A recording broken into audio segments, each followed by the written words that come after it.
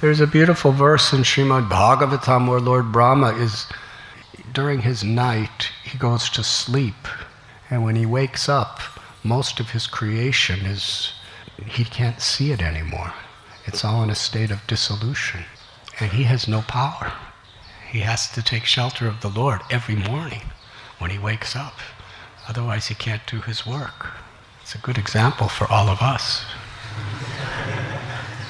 First thing in the morning to take shelter of the Lord. We have our Brahma Muhurta. He has his Brahma Muhurta.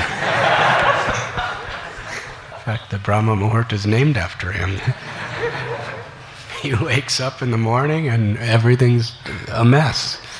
And he has to take shelter of the Lord. Seriously. He chants more than 16 rounds. He does years and years, his years of tapasya to be empowered. And Swayambhuva Manu and the sages told him that the earth is in the bottom of the Garbhodak ocean. The Garbhodak ocean is extensive. Even Brahma, who is the father of all beings within this universe, great-great-grandfather, he's the most powerful person in the universe. He's so powerful that even the great demons like Ravana, Hiranyakashipu, Hiranyaksha, they perform tapasya to get their powers from Brahma. So we can understand how powerful he is. But when he saw the earth in that state, he was bewildered. What could I do? He had no abilities to save the earth. And saving the earth means saving all the living beings on the earth. Bhumi Devi, who is our mother, a partial manifestation of Lakshmi and all of her children. So Brahma, hearing the appeal of Swayambhuva Manu, he began to think about what to do. And realizing how there was nothing he could do except take shelter of the Supreme Personality of Godhead. And he meditated upon the Lord. In his trance of meditation, the Supreme Lord incredibly, mystically, unexpectedly appeared in the most unbelievable way. We have seen how the Lord, who is independent, he is abhidya, he is swarat, he does things according to his own will. And when the Lord appears within this world, he especially defies, oftentimes, sometimes he appears in this world just according to the conventional ways that the world works, even though he's transcendental. And other times, he defies all the rational logic of this world, just to show who he is. Janma karma chame divyam evam yoveti tattvata tyaktva punarjanma naiti mameti sorajana. One who understands the transcendental nature of the appearance and activities of the Lord never takes birth in this world again, but attains the Lord's abode. Sri Narayan appeared from the nose of Brahma. Have you ever heard of anyone born of a father's nose?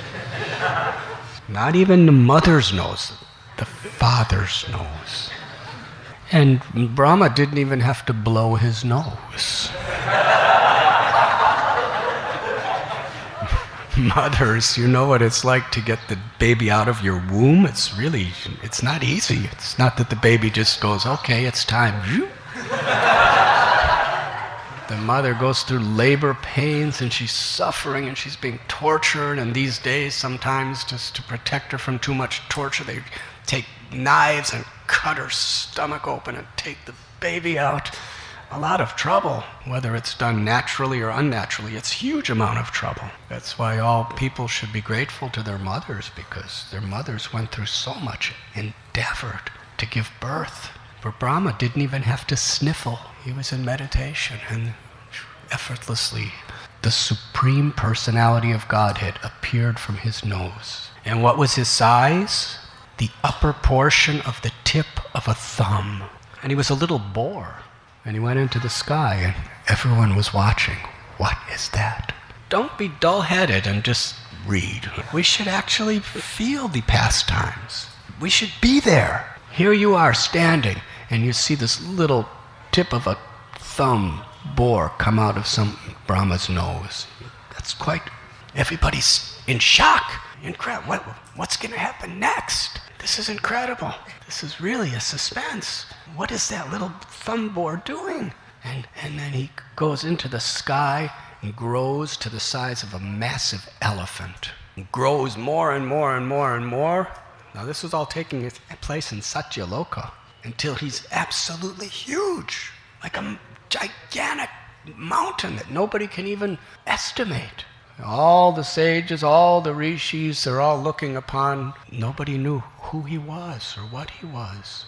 They were just watching in shock. And then the Lord roared. What a roar. When the Lord roars, the sound carries to every corner of the universe. He could roar in such a way that it reaches every part of creation, and it's all coming from one place, but yet it doesn't hurt anyone's eardrums, even if you're standing right next to him. This is his mystic potencies. But Lord Varaha, what technology he has.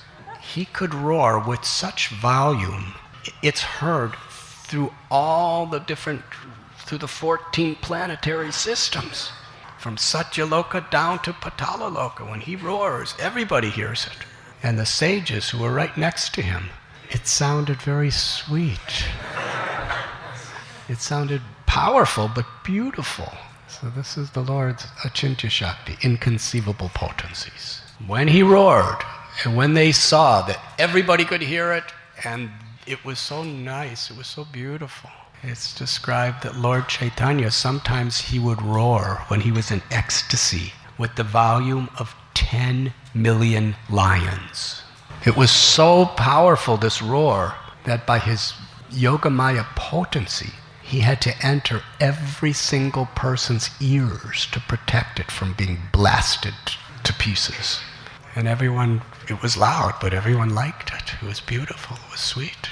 So when they heard this, and they saw this gigantic form, they all understood. This is Bhagavan, the Supreme Personality of Godhead, Varahadev.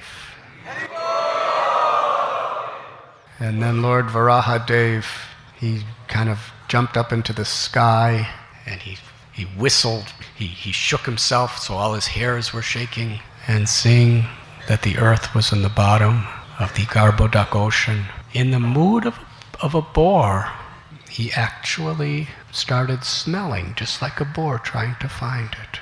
Srila Prabhupada explains this story is very important to understand, because in trying to spread Krishna consciousness, in many ways we will naturally be confronted with situations that are impossible, that are beyond us.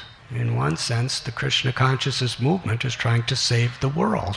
Yes, trying to save the world that's stuck in the bottom of the ocean of nescience, and trying to lift it up and lift people's hearts up.